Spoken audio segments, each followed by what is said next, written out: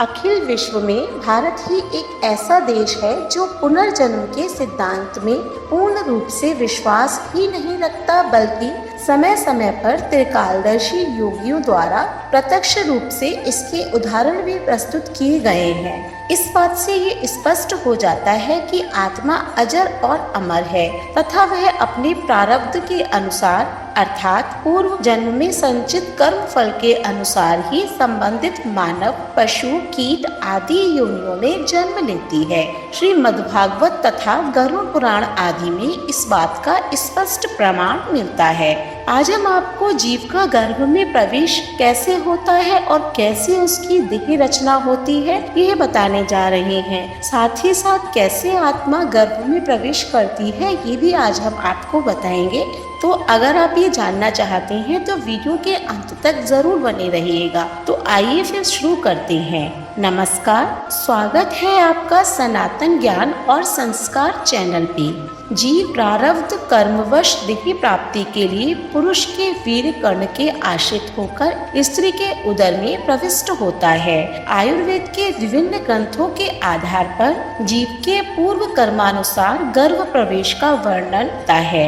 यह आत्मा जैसे शुभाशुभ कर्म पूर्व जन्म में संचित करता है, उन्हीं के आधार पर इसका पुनर्जन्म होता है और पूर्व देह में संस्कारित गुणों का प्रादुर्भाव इस जन्म में होता है। जैसा कि योगीराज श्री कृष्ण ने गीता के 6 अध्याय में भी कहा है, तत्र तम बुद्धि संयोगम लवते पौर्व देहिकम। इस वाक्य से इस बात की पुष्टि हो जाती है। इसी कारण हम संसार में किसी को कुरूप, किसी को सुंदर, किसी को लंगड़ा, किसी को लूला, किसी को मूक और किसी को कुबड़ा, अंधा, काना आदि देखते हैं। इसी प्रकार कोई जीव किसी महापुरुष के घर में जन्म लेता है तो कोई किसी अधर्मी के घर में, कोई ऐश्वर्यशाली के घर में जन्म लेता है तो कोई अकिंचन कुटीर के घर में पलता है। ये संपूर्ण विविधता पूर्वकृत कर्म के अनुसार होती है, जिसे कि हम दैव भी कहते हैं। चरक संहिता के 4 अध्याय में भी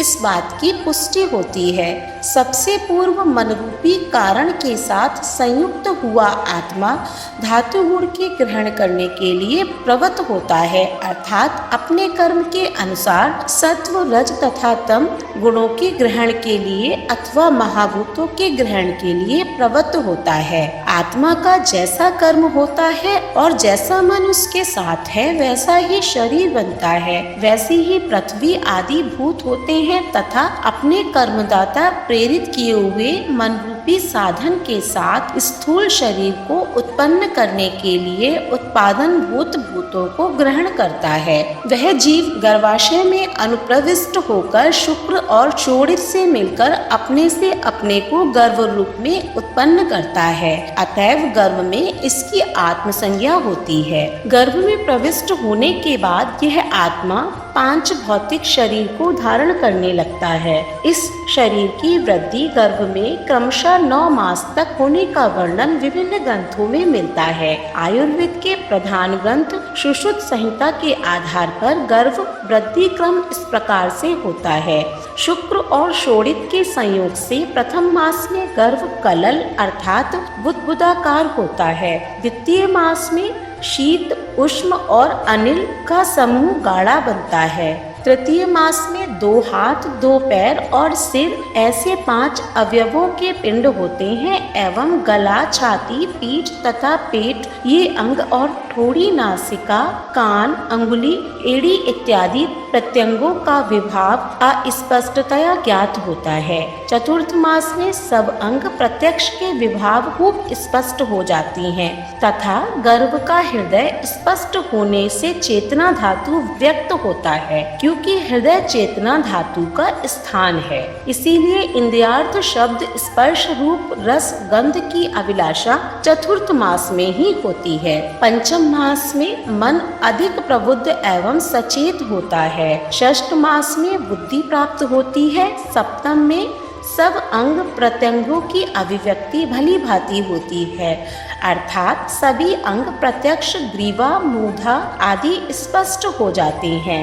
अष्टम मास में ओज चंचल रहता है। इस मास में बालक पैदा होने पर नैगृत्य भाग के कारण तथा ओज धातु क्षीण रहने से जीता नहीं है। नवम, दशम, एकादश और द्वादश मास में उत्पन्न बालक जीवित रहता है। इसके बाद यदि प्रसव ना हो तो वह विकारी गर्भ समझा जाता है। इस प्रकार ये तो स्पष्ट हो गया कि आत्मा चतुर्थ मास में शरीर में प्रवेश करती है, लेकिन वह गर्भ में किस प्रकार प्रवेश करती है, अगर इस बारे में बात की जाए तो गरुड़ पुराण के अनुसार गर्भ धारण करने के समय माता पिता के भाव के अनुसार उनके आसपास एक सूक्ष्म बंधन क्षेत्र तैयार होता है।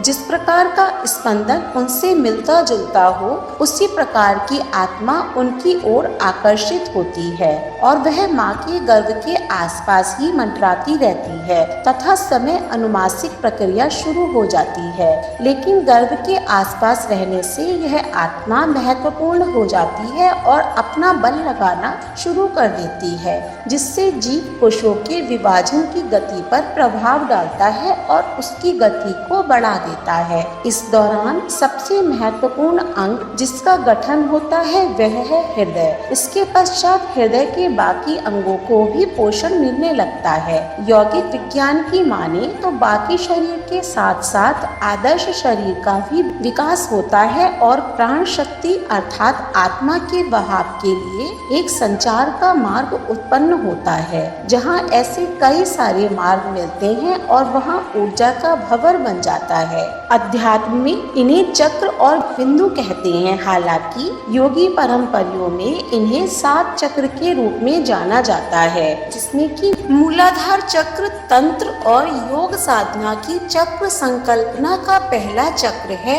यह अनुत्रिक के आधार में स्थित है। इसे पशु और मानव चेतना के बीच सीमा निर्धारित करने वाला माना जाता है। मानव के भीतर एक रहस्यमयी शक्ति निवास करती है जो गहरे आवरण में छिपी होती है, जो सरपरी की तरह मूलाधार चक्र में गोल घूम रही है। तो इसी मूलाधार के बरवा बिंदु से आत्मा शरीर में प्रवेश करती है। आत्मा माँ के गर्भ में 3 महीने पूर्ण होने के बाद ही प्रवेश कर पाती है। इसीलिए यह कहना गलत नहीं होगा कि गर्भ के तुरंत बाद माँ के शरीर में उसके अतिरिक्त किसी और आत्मा का वास नहीं होता है, लेकिन 3 महीने पूर्ण होने के बाद माँ के गर्भ में आत्मा प्रवेश कर चुकी होती है।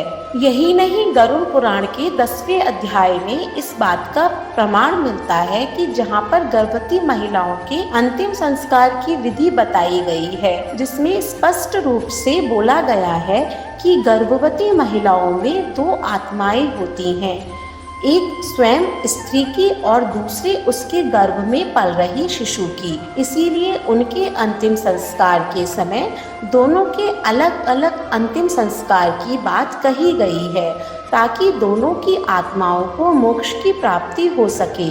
इसके अलावा गरुड़ पुराण में भगवान विष्णु ने यह भी बताया है कि जब शिशु 6 माह का हो जाता है तब वह भूख और प्यास को महसूस करने लगता है और माता के गर्भ में अपना स्थान बदलने के लायक भी हो जाता है। इसके अतिरिक्त शिशु द्वारा गर्भधारण के दौरान उस जीव की आत्मा को किन किन पीड़ाओं को सहना पड़ता है, ये जानने के लिए आप हमारी अगली प्रस्तुति को अवश्य देखिएगा। तब तक आज की प्रस्तुति आपको कैसी लगी हमें कमेंट बॉक्स में जरूर बताइएगा और अगर आपको वीडियो अच्छी लगी हो तो इसे लाइक करें और ज्यादा से ज्यादा शेयर करें। ऐसी ही धार्मिक वीडियोस को देखने के लिए हमारे चैनल को सब्सक्राइब करें। धन्यवाद।